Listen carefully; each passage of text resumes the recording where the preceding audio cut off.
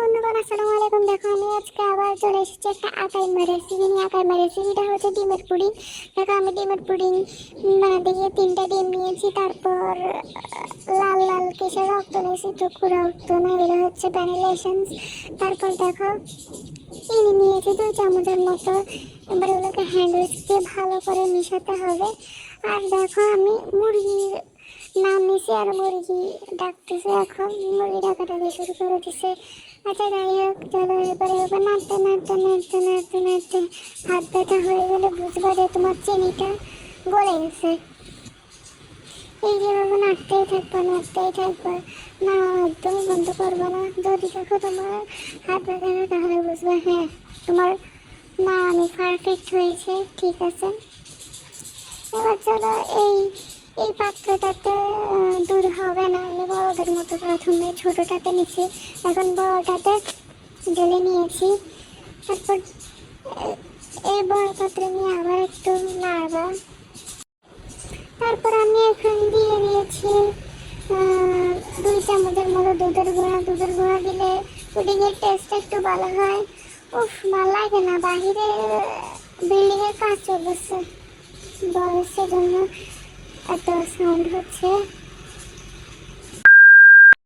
এই যে দেখো, এবার ডিমগুলো নাড়াতে নাড়াতে, ডিম আর দুধের গুঁড়াগুলো নাড়াতে নাড়াতে যখন দেখবা তোমার এখনো হাত ব্যথা হয় না, তাহলে বুঝবো যে না তোমার ডিমটা নাড়ানো হয়নি। এভাবে ভালো মতো আমার মতো নাড়াতে নাড়াতে নাড়াতে যখন দেখবা তোমার ডিম আর মিল্ক পাউডার মিশে একাকার হয়ে গিয়েছে, তখন তোমরা বুঝতে পারবা যে হ্যাঁ তোমাদের মিশন সাকসেসফুল হয়েছে।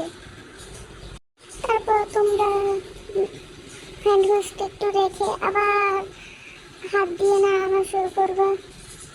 এরপরে তোমরা সেই ডিমের মিশ্রণের মধ্যে দিয়ে দিবা মিল্ক, মানে হচ্ছে গরুর দুধ। তারপর দেখো, মিল্কটা দিয়ে আবার একটু নাড়াবা, নাড়াতে নাড়াতে নাড়াতে নাড়াতে যখন দেখবা ভালোভাবে নাড়া হয়ে গেছে, তারপর তোমরা রেখে দিবা। তারপর চলো বানানো যায়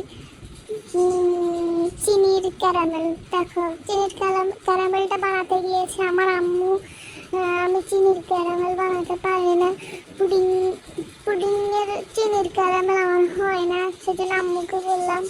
আম্মু দেখো কি করছে, আম্মু চিনির ক্যারামেল বানাতে গিয়ে 3টা পাতিল নষ্ট করছে। ওই যে আমরা দেবের একটা আই লাভ ইউ মুভিতে দেখছিলাম, পায়েলদের বাড়িতে একটা হেল্পিং হ্যান্ড ছিল, তাকে যদি কোনো কিছু বলে সাবধান সাবধানও বলে হাত থেকে সব পড়ে যায়। আমার আম্মুর অবস্থাও সেটা হয়েছে। আম্মুরও যদি বলি আমি ভিডিও বানাবো, আমার এই জিনিসটা করে দাও, আম্মু ওই জিনিসটা আরও বেশি ভুল করে ফেলে।